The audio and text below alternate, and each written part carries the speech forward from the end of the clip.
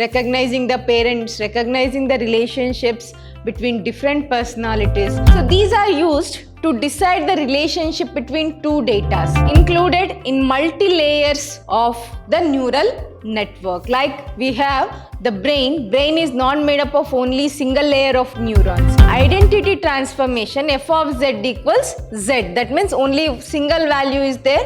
Value of the loss function will be minimum in a local set of values.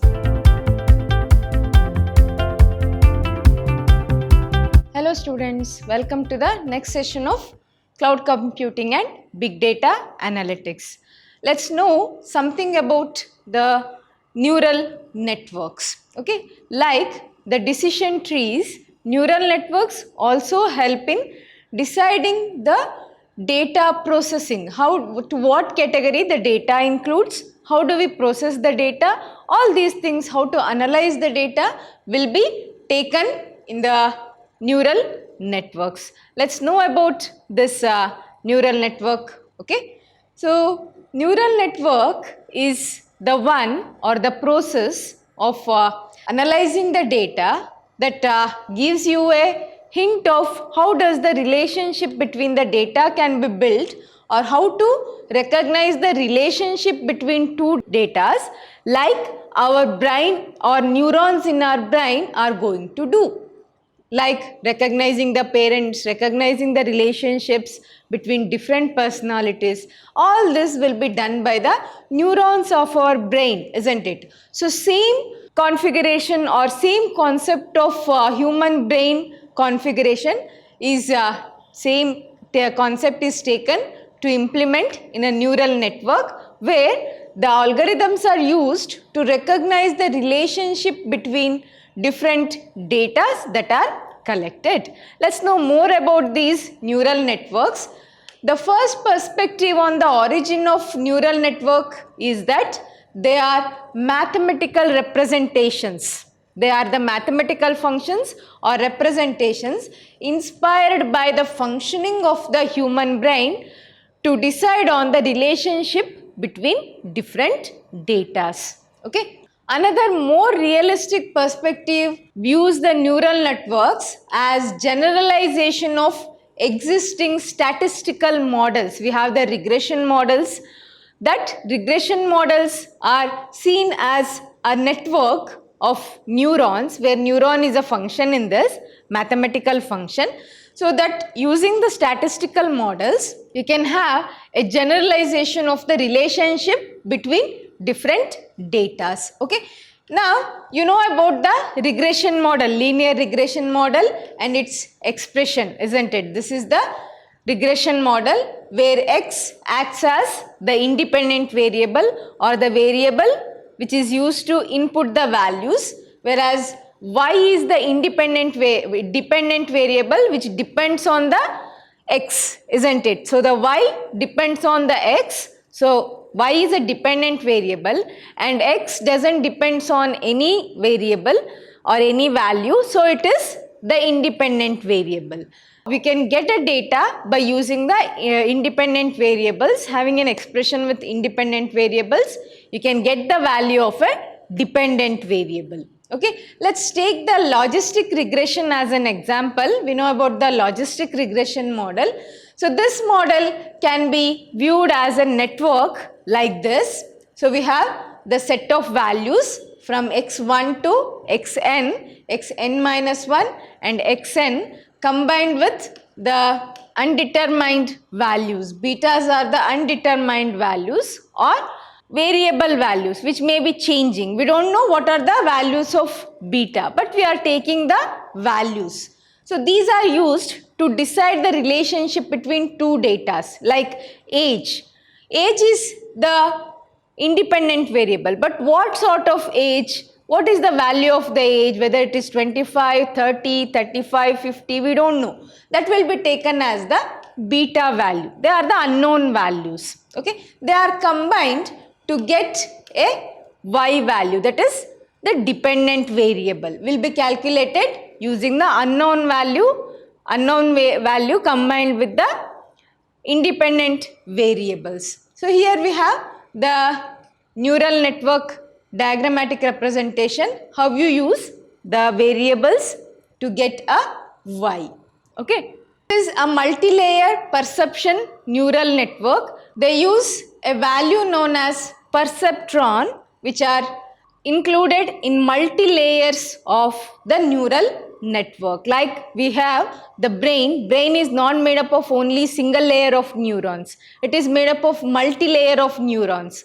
Like that, we'll have multi-layer perceptrons which perceive the value or which accept the values, may be independent or unknown values. They will be seen as the neural network. They are tangled with each other, isn't it? Our neurons in our brain are that much tangled that we can't differentiate a single neuron.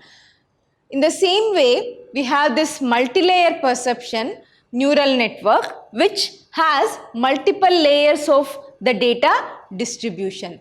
The processing element or neuron in the middle, that is, this is the neuron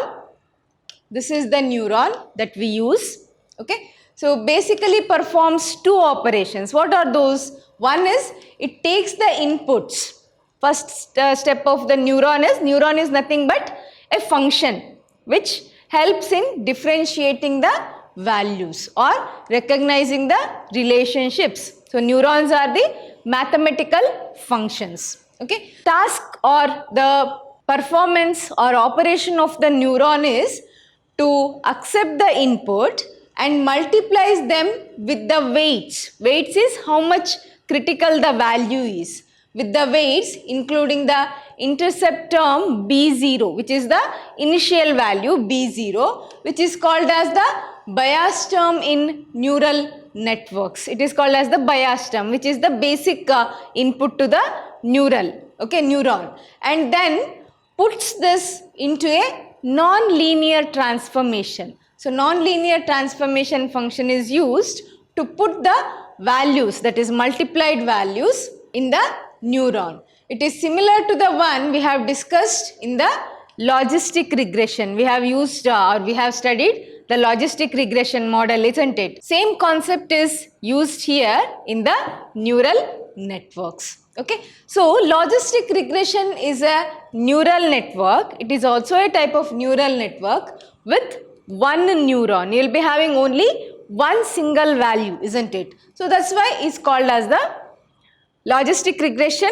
is a neural network with one neuron. Similarly, we could visualize linear regression as a one neuron neural network with the identity transformation f of z equals z. That means only single value is there which can be taken for the neural network. There is no combination of the different values. Suppose if you have x and y, this is the only direction, we use the linear regression. Linear regression will be like this. It takes only one value, that is x. If it is f of x, it will take only consideration of x values, not the y direction, values in the y direction. Only the values in the x direction will be taken, which is called as the neural network with one neuron and the identity transformation as fz equals z. We can now generalize the above picture that we have studied to a multi-layer perception. We are using multiple layers. Here you can view this. We have multiple layers which are distributed over all the neuron functions or neurons we have used. This is 3 neurons we have, multi-layer. So x2 value, independent variable, are applied to the neuron H1, H2, H3. For all the neurons functions, we are having or we are including the variable x2. Like this x1 also. We have only 2 values, x1 and x2. These 2 values are applied to all the 3 neurons and are going to get the final value, that is z, summation of Vj into Hj plus B4. We use the values, all the values that are distributed over different neurons, and we are going to get a multi-layer perceptron neural network. These are all the perceptrons we use. By adding more layers and neurons. You can add more neurons. Any neuron is the function which tells the relationship between the variables. Like it tells the relationship between the x2 and x1, this neuron, and this neuron is the function which tells the again the relationship between x1 and x2. Relationship may be different. Again in the first neuron, the relationship or the data may be different with different neurons. But in multilayer perceptron, these neurons are called as the perceptrons itself. The example which I have given in that figure is a multi-layer perceptron neural network with one input layer. We will have one input layer from x1 and x2, one hidden layer and one output layer. We have single output layer. The hidden layer has a non-linear transformation. It has a non-linear transformation function. It is f of anything maybe. You can take set of values. Okay, and the output layer, it is a linear transformation function. For that we use the logistic and the linear regression models. Okay, so the most popular transformation function is also called as the squashing or activation functions are given here. One is the logistic regression which ranges between the values 0 and 1. Next is the hyperbolic tangent, that is another equation we use. This is the equation we use.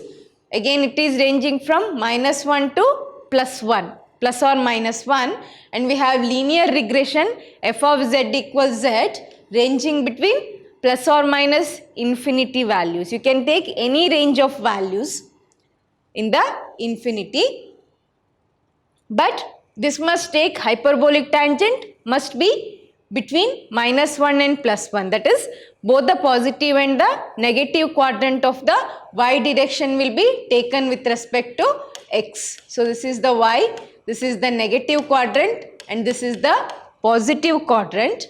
The hyperbolic tangent, so it takes the ranging between -1 to +1. Both the negative and the positive quadrants can be considered for range of values. Whereas for logistic regression, we have the values between 0 and 1, that is only the positive quadrant of the y will be taken. All these things will be considered with respect to positive quadrant of the x, not the y.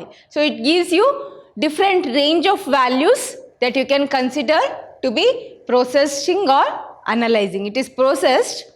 For analyzing, we take different range of values. Each range of values gives you different result of the analysis, isn't it? So you can have multiple analysis interfaces when you use these three different expressions. Okay.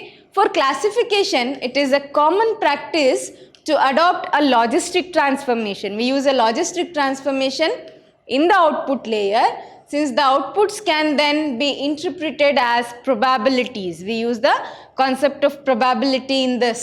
Okay. For regression targets, for regression model targets, one could use any of the transformation function. We can use any of the transformation function we said listed that we have given. Maybe logistic, maybe linear, or maybe tangent. Hyperbolic tangent you can take. Typically one will use hyperbolic tangent activation functions in the hidden layer. For hidden layer, the range of values will be high in hyperbolic tangent. So they use the hyperbolic tangent transformation for in the functions in the hidden layer. Okay. In terms of hidden layers, theoretical works have shown that neural networks with one hidden layer are universal approximators. They are the universal approximators. The neurons or neural networks with hidden layer are called as the universal approximators because they approximately range all the values. Okay, hyperbolic tangent uses almost all, covers all the collected values. So it is called as the universal approximator, capable of approximating any function to any desired degree of accuracy on a compact interval with a proper time interval, it can approximation of the values is possible in case of the hidden neural networks with hidden layers. Okay. So only for discontinuous functions which are having discontinuous values, a sawtooth pattern like that, if they are discontinuous functions, it could make sense to try out more hidden layers. You have to use more hidden layers to extract the hidden values. The discontinuous functions means they are having discontinuous values. So that means you have to get the missing values or hidden values. For getting the hidden values, we use more number of hidden layers.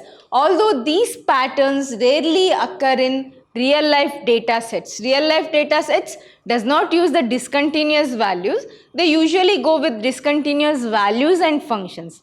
But the thing is, if it is discontinuous, you have to use more hidden layers. For simple statistical models, there exists a closed form of mathematical formula. We use a closed form of mathematical formula for the optimal parameter values. What are the minimum parameters we use to input to a function? Okay.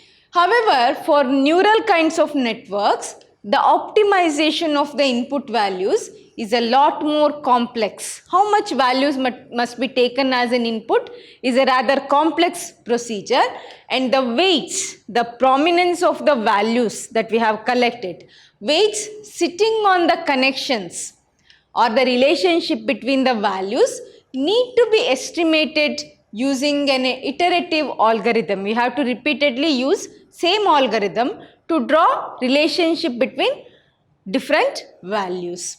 The algorithm that we use, the iterative algorithms, optimizes a cost function. What is the cost related to this values? Which may be similar to a linear regression. There will be range of values. The values and the cost will be taken as x and y.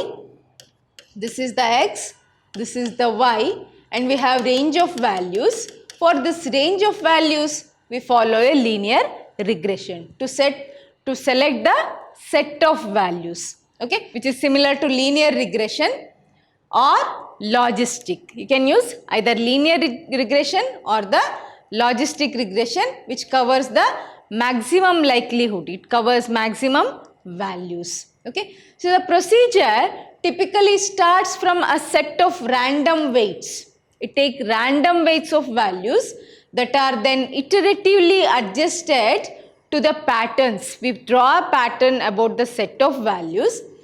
The random weights are iteratively added to the patterns in the data using an optimization algorithm. We use a value optimization or the weights optimization algorithm, the weights of evidence coding we use to optimize the values or optimize the weights of a value. Okay. So the popular optimization algorithms here are the back propagation learning, the reverse propagation learning, conjugate gradient, and Levenberg marker algorithms. We use these type of algorithms for optimization of the weights over the values. Okay. Here we use the error function that can catch the exceptions that are happening in a analysis of the value. So thus have multiple local minimum and global minimum. Local minimum is within that data set and global minimum is when compared to the other data sets we use. The error function can have multiple local minima but only one global minimum it will have. Hence, if the starting weights are chosen in a suboptimal way, not a optimal one without any optimization, one may get stuck in a local minimum. Local minimum is loss will be more in case of the local minimum values. So we have the local minima and the global minimum. Why do we call it as local and global minima is the value of the loss function will be minimum in a local set of values. That is called as the local minimum, whereas global minimum is a point in the x and y direction or in a graph which has the minimum loss function in the global set of values. That is why they are called as the local minima and the global minimum. Okay. If the starting weights are chosen in a suboptimal way, you may get stuck with the local minimum. That means only local values are considered, not the global values. One way to deal with this is to try out different starting weights. Weights is nothing but the priority or weight of the value in the processing of the data. What is the priority or importance of the value in a set of values? Okay. Start the optimization procedure for few steps. Do the optimization for few steps with the starting weight and then continue with the best intermediate solution which gives you the global minimum. Okay. So, although multiple output neurons could be used, it is highly advised to use only one output neuron. The output neuron will be usually one when compared to the other models. The hidden neurons or hidden layers, however, should be carefully tuned and depend on the non-linearity of the data. That means varying values must be considered for the hidden neurons which take out the hidden values from the collected data sets. More complex is that the non-linear patterns will require more hidden neurons. It will require more hidden neurons. Although various procedures can be used that have been suggested in the scientific literature or scientific journals to do this, the most straightforward and efficient procedure is as we mentioned. So, split the data into a training, validation and test data set. Vary the number of hidden neurons from 1 to 10. If in the steps of one or more, you can take more steps or a single step. You have to vary the number of neurons, hidden neurons with each iteration. Train a neural network on the training set, that is this set, and measure the performance of the neural network on the validation set. First go with the training set, train or get the approximation values, then go for the validation set. So, we have the multiple neuron procedures, then choose the number of hidden neurons, how much hidden neurons must be there with optimal validation set performance, and then measure the performance on the independent data set. We get independent variables, measure the performance of the neural network over the independent data set. First make it trained, then go for a validation set and finally the test set only on the independent variables. Okay. So, the neural networks can model very complex patterns and decision boundaries in the data, and they are much more powerful than any other decision trees or some other regression models. They are so powerful that they can even model the noise of the training data, the unnecessary unnecessary values occupying the training data, which is something that definitely should be avoided. We have to avoid the noise in the training data so that you can get only desired values for the processing. One way to avoid this overfitting is by using a validation set. So, you have to use a validation set in a similar way as with the decision trees. We use the validation set as we use in the decision trees. Here we use using a validation set for stopping the neural network's training. Okay, here we have the set of errors. You have to use the minimum and maximum values in this. So, at this local minimum or global minimum, you have to stop the training and proceed with the validation test, validation set, then training set, validation set will be stopped. Actual and the actual testing is done on the independent variables that we got from the validation set. This is something about the neural networks. We shall continue this concept of neural networks in the next session. Thank you.